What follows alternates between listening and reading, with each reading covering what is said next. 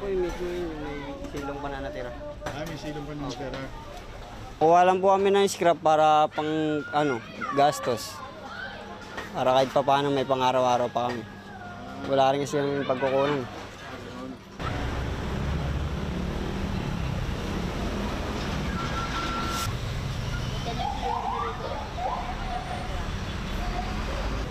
Yun na lang, pakisabi na lang sa kanila.